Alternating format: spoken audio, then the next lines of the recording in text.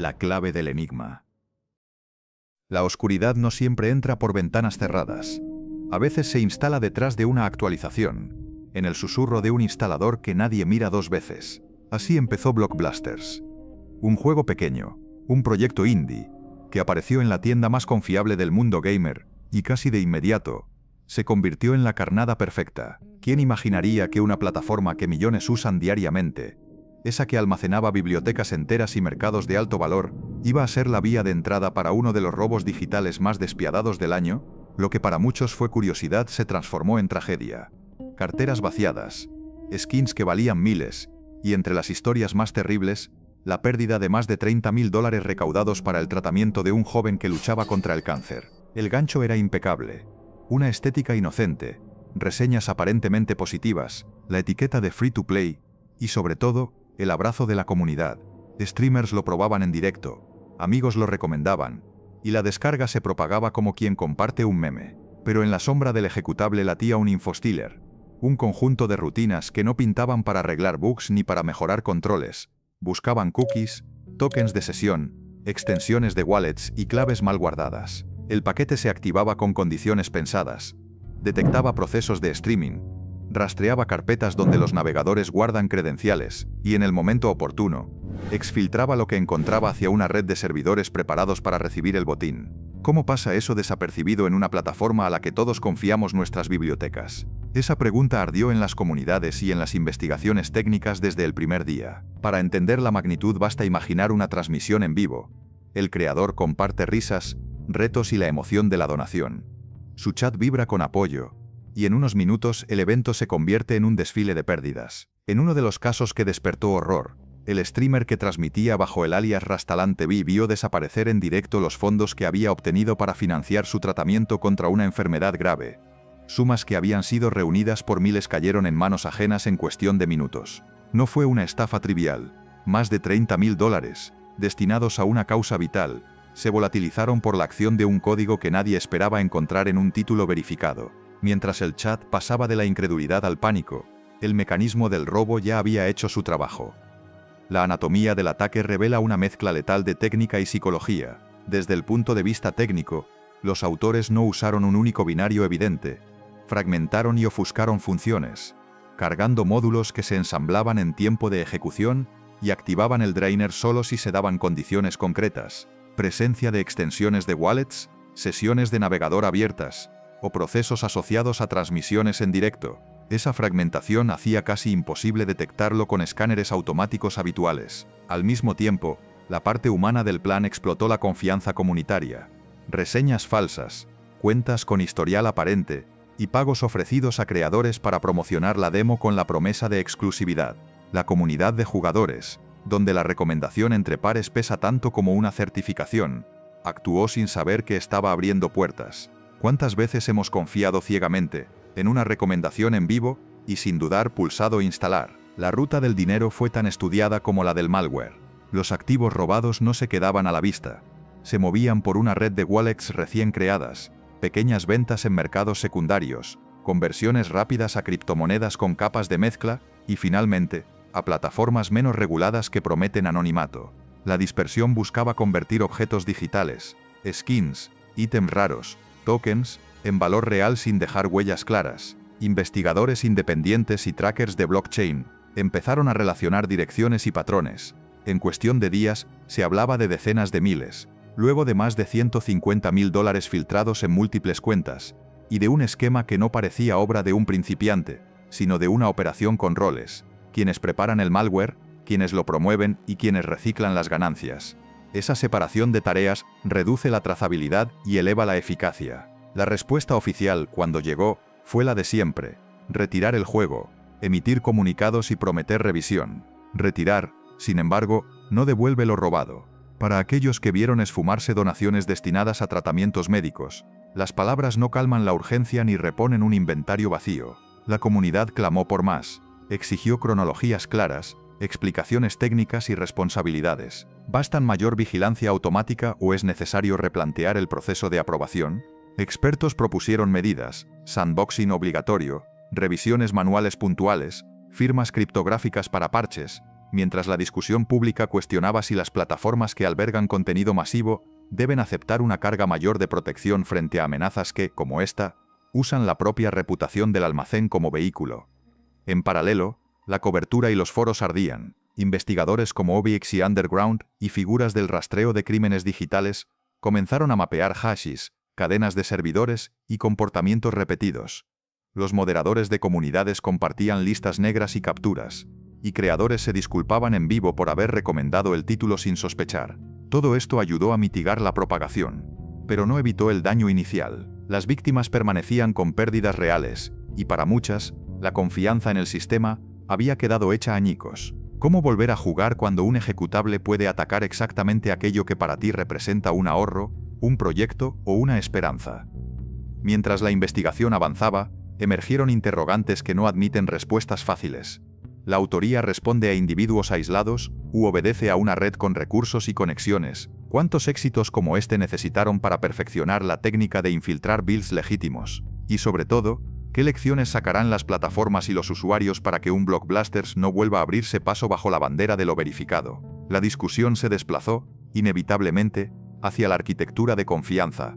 ¿Cómo se construye?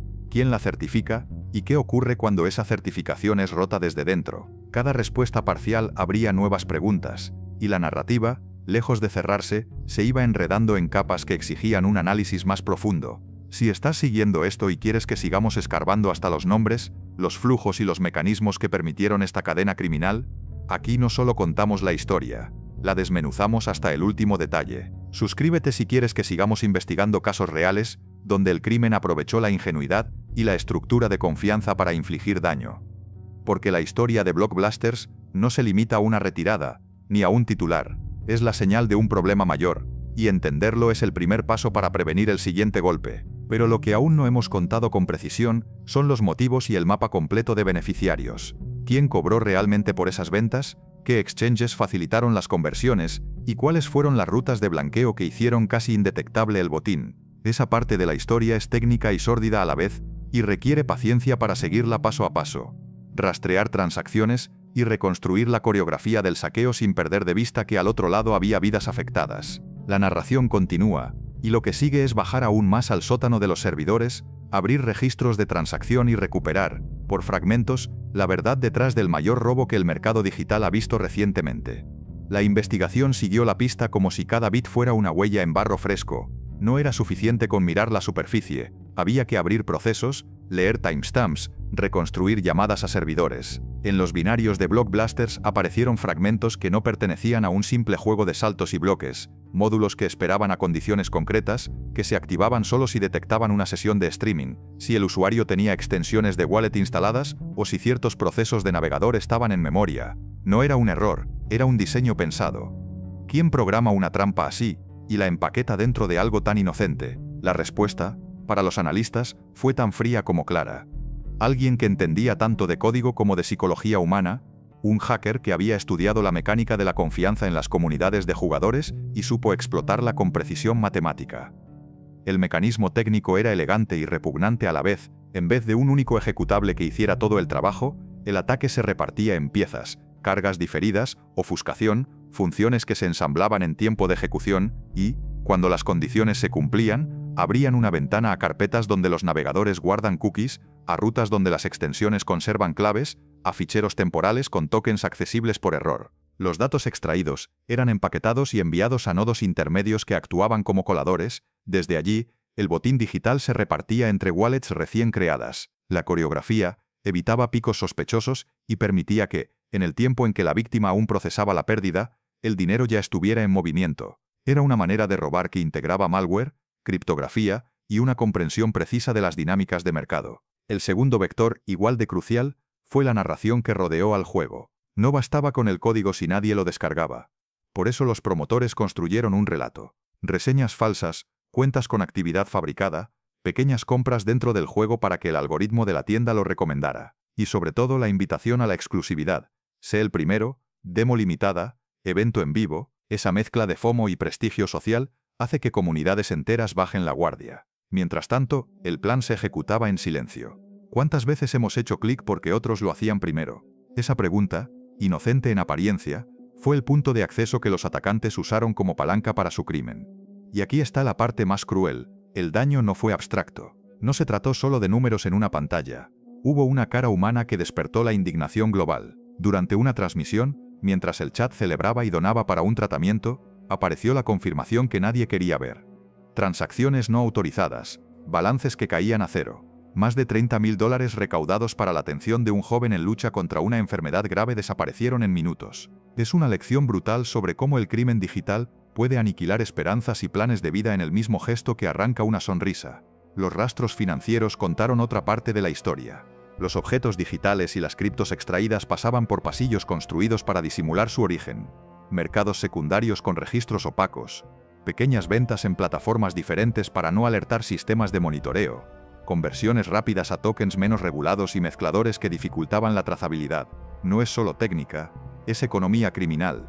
Se buscan rutas de menor fricción para convertir lo virtual en efectivo. Aquellos que lavaban las ganancias operaban con la misma lógica que cualquier organización criminal tradicional: diversificación, anonimato, aceleración del flujo. Y en ese circuito, la principal ventaja del atacante era la velocidad: obtener, mover y dispersar antes de que alguien pudiera cerrar la válvula. Mientras tanto, las voces de la comunidad se organizaron en archivos y listas negras, en hilos que intentaban catalogar hash, nombres de cuentas y direcciones de wallet. Investigadores independientes, usuarios expertos y moderadores colaboraban en un rastreo frenético. El contraste entre la solidaridad colectiva y la impotencia de las víctimas expuso una paradoja incómoda. Las mismas redes que propagaron el ataque fueron las que intentaron frenarlo. La confianza fue la herramienta y al mismo tiempo la medicina que la comunidad ofreció para curar la herida. Legalmente el terreno se mostró fangoso. Las compañías que gestionan plataformas masivas apelan a términos de servicio y a la idea de que el usuario debe actuar con cautela, pero cuando la amenaza viene desde dentro de su catálogo,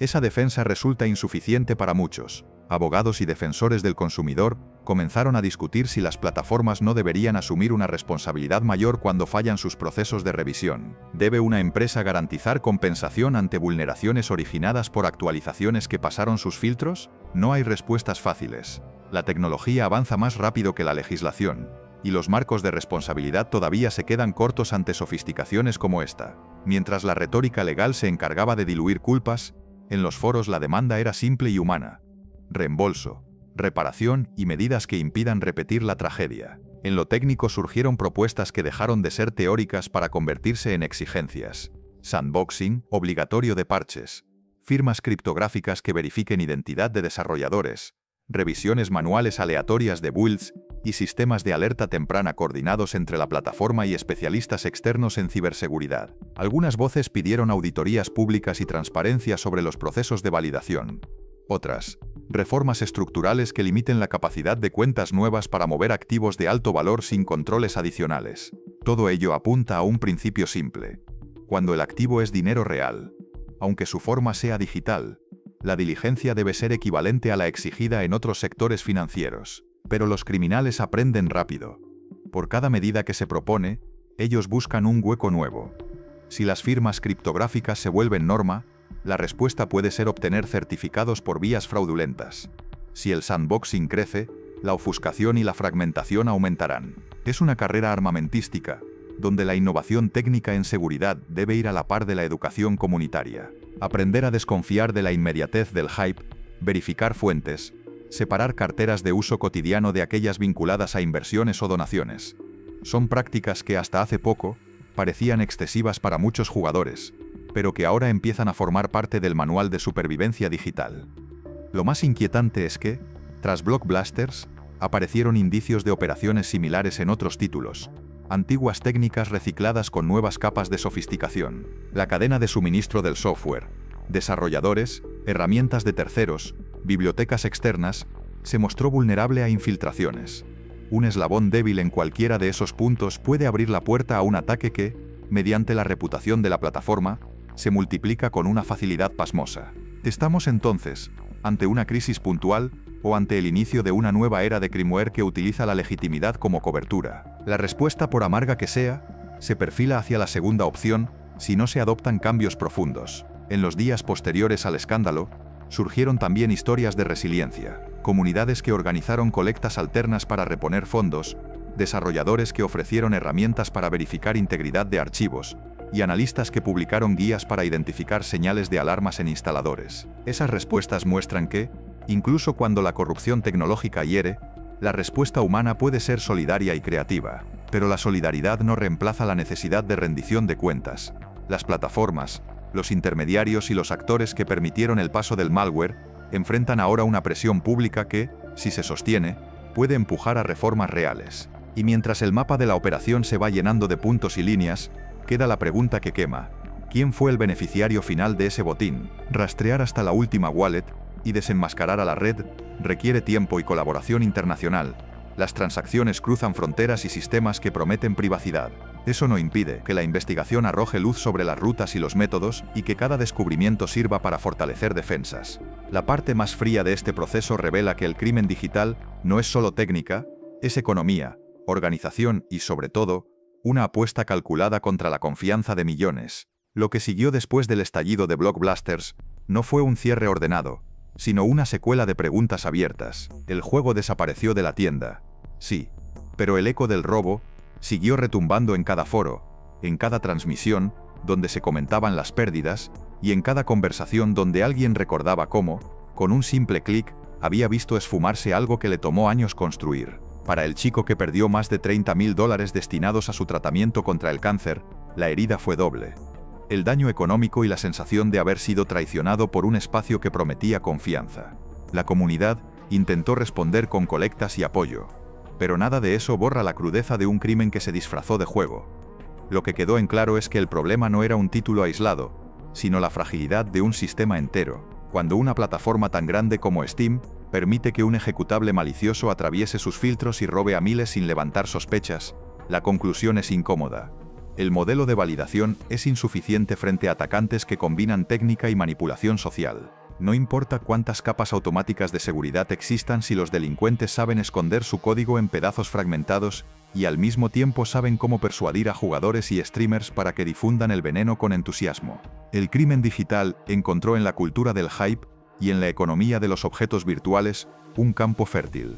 En las semanas posteriores, los analistas coincidieron en un punto: Blockbusters fue una prueba piloto, un test de estrés que reveló qué tan fácil es infiltrar la infraestructura de un gigante y qué tan rápido se puede convertir la confianza en moneda de cambio. Si este experimento salió bien para los atacantes, ¿qué les detendrá de repetirlo con mayor alcance? Esa es la advertencia que flota en el aire. Lo sucedido no fue solo un robo, fue una demostración de vulnerabilidad que, de no ser atendida, puede convertirse en un patrón. Los foros lo discutían con un tono casi conspirativo. ¿Y si no fue un simple grupo de hackers? ¿Y si se trata de una red mayor probando técnicas de lavado digital? ¿Y si esta es solo la primera etapa de algo más grande? Puede sonar paranoico, pero la historia reciente de la tecnología muestra que lo que hoy parece exageración, mañana se convierte en titular. ¿Quién hubiera creído hace unos años que un videojuego aprobado en la mayor tienda del mundo sería el canal de un fraude multimillonario? Las víctimas, más allá de los números, nos dejan una lección. Lo virtual pesa tanto como lo físico. Para algunos es inversión, para otros es sustento, y para otros, como vimos, puede ser incluso la diferencia entre acceder o no a un tratamiento. Perderla es un golpe material y emocional. Y aquí está la paradoja. Mientras la sociedad aún debate si los bienes digitales son reales, el crimen no tiene dudas. Para ellos, lo digital es dinero y lo tratan como tal. La historia de Blockbuster se convierte entonces en una advertencia. Las plataformas deben asumir que ya no venden únicamente entretenimiento, administran economías reales. Los usuarios, por su parte, deben comprender que cada descarga, cada clic, puede ser una decisión financiera de alto riesgo. Y la comunidad, que tantas veces ha sido el motor de lo mejor del gaming, debe estar alerta para no convertirse de nuevo en vehículo involuntario de un fraude. Porque al final, la gran pregunta no es solo cómo ocurrió, sino qué viene después. ¿Qué nuevos disfraces adoptarán los criminales? ¿Qué otras máscaras digitales usarán para infiltrarse? La confianza, ese recurso invisible que sostiene cada interacción online, está en juego. Y cuando se rompe, reconstruirla puede tomar años, si es que alguna vez vuelve a ser la misma. Así termina este relato, pero no la amenaza que lo originó. Blockbusters fue un capítulo, uno particularmente oscuro, en la historia del entretenimiento digital. Lo que aprendamos de él determinará si el próximo título que se instale en nuestras bibliotecas será un pasatiempo inocente o la llave que abra la puerta a un nuevo saqueo. En La Clave del Enigma seguiremos observando, investigando y narrando, Porque si algo nos ha enseñado este caso es que la línea entre juego y crimen puede borrarse en un parpadeo, y que lo peor no es lo que ya vimos, sino lo que todavía se esconde en la sombra.